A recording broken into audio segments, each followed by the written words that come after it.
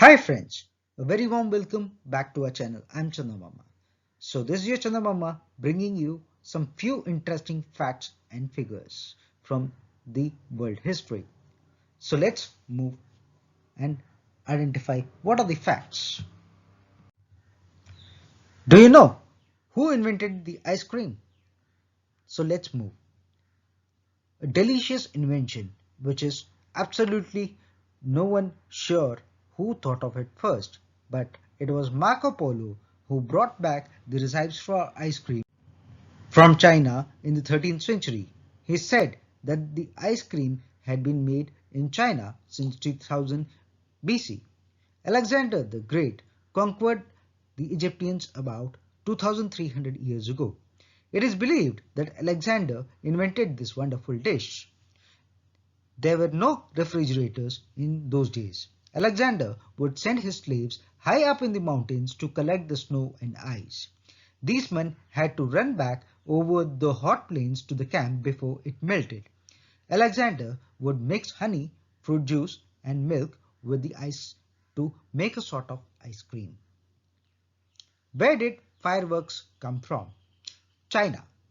Yes, though the word fireworks reminds us of Deepavali, it was China that this exciting tradition began.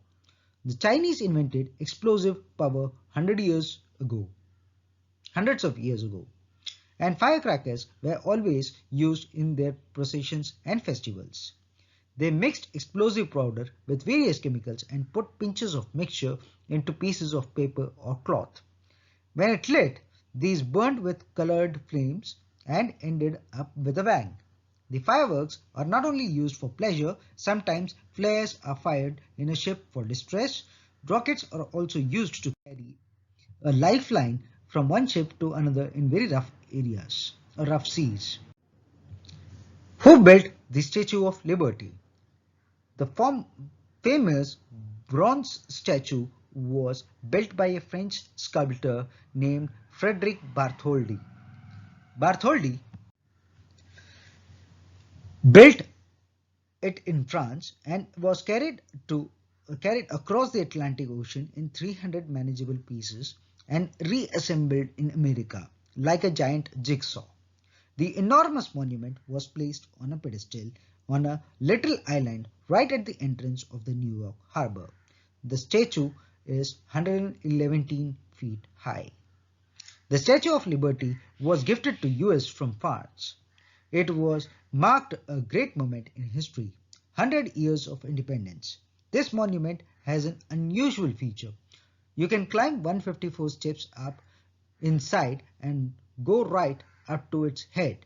There are windows there from which you can see miles around. For those who are more adventurous, a ladder leads up the raised right arm to the torch. At night, the torch is lit to this beam is seen for miles around. So this is the fact about the Statue of Liberty. Why does peeling onions make us cry? So how it makes the eyes burn, do you know? Inside an onion, there is an oil called allyl. When an onion's outer skin is peeled off, the onion juice comes into contact with air and the allyl escapes from the onion and rises in a sort of vapor. Though our eyes can't see this vapor, they can surely feel it. Allyl makes our eyes and noses burn. Our nerves have a clear line to the brain. A quick call for help is put through by the distressed nerves. The brain sends back a message to the tear glands in the eyes to release our tears. These tears fill our eyes and soothe with a stinging sensation. So next is, why do ships float? Isn't it a strange thing that a small stone should sink when dropped into a river, but the boat, so much larger and heavier, should float? Let's see why this happens. Fill a bucket right up to the brim. Now float a toy boat or a vessel with a flattish bottom on the water. The boat will float, but some of the water will spill over onto the ground. The water has to make a rough or room for the boat. You can drop a stone into the bucket. Again, some water may have overflowed. The water that has spilled over is called or is said to be displaced. This is also the answer to the question. The stone sinks because it is heavier than the water, but it has displaced. The boat floats because it is lighter than the water it has displaced. So this is true that all the ships in the world, they are lighter than the water they have displaced. What makes people yawn? Everybody yawns when they are tired. It is Mother Nature's way of making sure that you are getting enough oxygen into our bloodstream. When we are tired or sleepy, we breathe slower and sometimes don't take in much oxygen as we should. A yawn can automatically correct this. Have you noticed that when one person yawns, people around him will also do the same? In fact, people often say, have you noticed that when one person yawns, people around him also do the same? In fact, the people often say that yawning is catching, but this isn't true. Sometimes when we see someone laughing, we also laugh too. Knowing the cause, does it mean that the laughter is infectious? No, indeed. This is due to what psychologists say or call is suggestion. When one person laughs or yawns, the idea of doing the same thing subconsciously suggests itself to others. Why don't we feel the world going round? Have ever flown in the aeroplane thousands of feet off the ground?